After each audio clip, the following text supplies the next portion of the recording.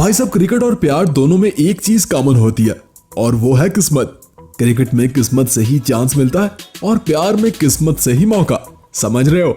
वैसे ये दोनों खेल ही दिल वालों के हैं जनाब। तो जल्दी से डिसाइड करो और कमेंट में बताओ कि फ्यूचर में आप आशिक बनने वाले हो या क्रिकेटर। खैर दोस्तों, क्रिकेट की अगर बात करें तो मैदान में दो टक्कर की टीम्स के दरमियान मुकाबला अक्सर ऐसी सिचुएशन में पहुंच ही जाता है कि फिर फैसला किस्मत ही करती है। और किस्मत के आगे खिलाड़ी इतने ही बेबस होते हैं जितने कोहली भैया टॉस को लेके थे। तो चलिए आज की इस वीडियो में आपको दिखाते हैं 10 ऐसे ही लकी मोमेंट्स जब किस्मत ने सिचुएशन को ऐसे बदला जैसे बिरयानी को देख के हमारा डाइट प्लान बदलता है कि नहीं। तो वीडियो शुरू करने से पहले आपसे कहूंगा कि वीडियो को लाइक करना, शेयर करना और ये सब्सक्राइब वाले बटन से तो दुश्मनी मोल ले लेना भाई साहब। तो चलिए शुरू करते हैं। नंबर 10। दोस्तों, क्रिकेट में कुछ खिलाड़ी खुद तो कमाल होते ही हैं, साथ में इनकी लक का भी बड़ा रोल होता है। जैसे हमारे फेवरेट डेविड वार्नर को ही देख ले, जहां विराट भैया का एक कैच नहीं छूटता, वहीं इनकी किस्मत तो इनकी टिकटॉक वीडियो से भी ज्यादा हिट है जनाब। वार्नर ऐसे लकी खिलाड़ी हैं जिन्हें अक्सर आउट होने पर भी लाइफ लाइन मिल ही जाती है। और जब भी ऐसा हुआ है ना, तो इन्होंने सेंचुरी बनाकर ये उछल के सेलिब्रेट भी किया है। जैसे पाकिस्तान के खिलाफ इस मैच में हुआ, जब नसीम शाह की गेंद पर वार्नर आउट होते हैं और वो बॉल नो हो जाती है। वार्नर को चांस मिलता है और वार्नर इस मैच में सेंचुरी स्कोर करते हैं। रुको जरा, अभी आगे तो देखो। ऐसा ही एक बार इंग्लैंड के खिलाफ एशेज में होता है, जब वार्नर टॉम कर्न की गेंद पर आउट होते हैं तो यहाँ भी बॉल नो हो जाती है भाई साहब, और वार्नर फिर से सेंचुरी स्कोर करते हैं। अब आगे सुनिए। इंडिया के खिलाफ भी वार्नर 66 के स्कोर पर उमेश यादव की गेंद पर क्लीन बोल्ड होते हैं, तो बॉल फिर से नो हो जाती है जनाब।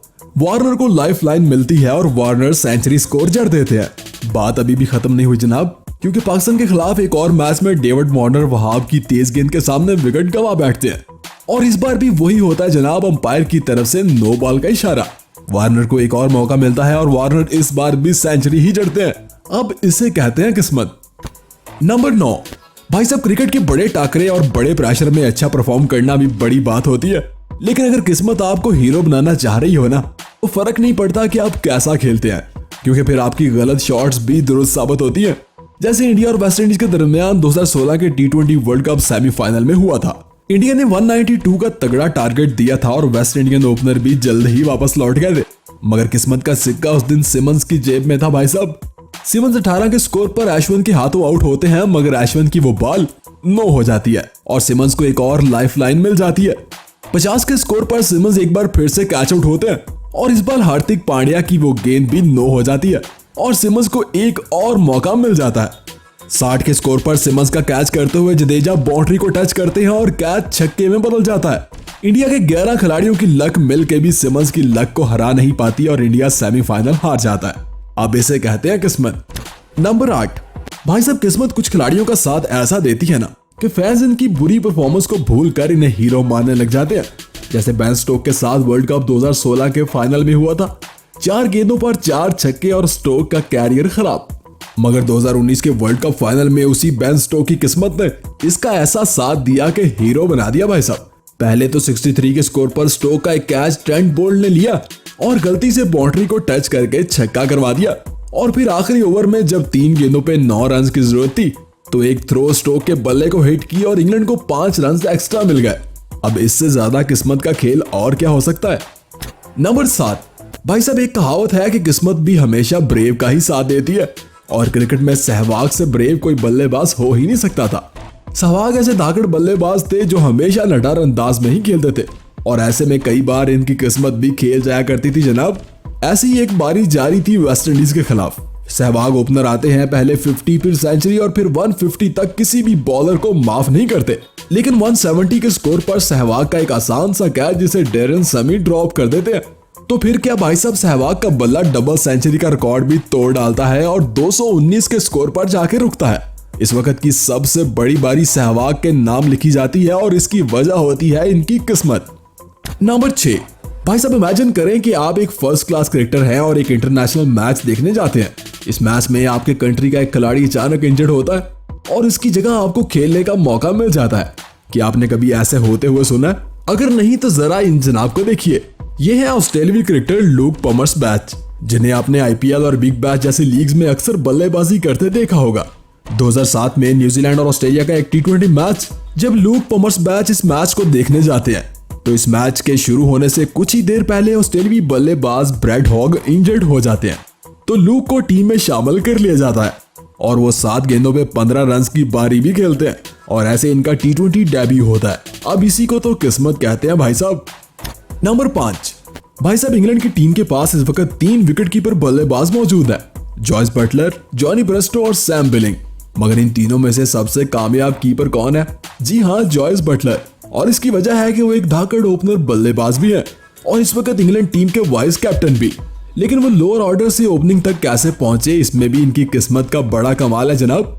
आईपीएल में राजस्थान रॉयल्स की तरफ से खेल रहे जॉयस बटलर को टीम कैप्टन और मैनेजमेंट ने राजस्थान रॉयल की तरफ से ओपनिंग करने का बोला, तो जॉयस बटलर ने ओपनिंग की सीट संभाली और ऐसी संभाली भाई साहब कि कई कमाल की इनिंग्स भी खेल डाली।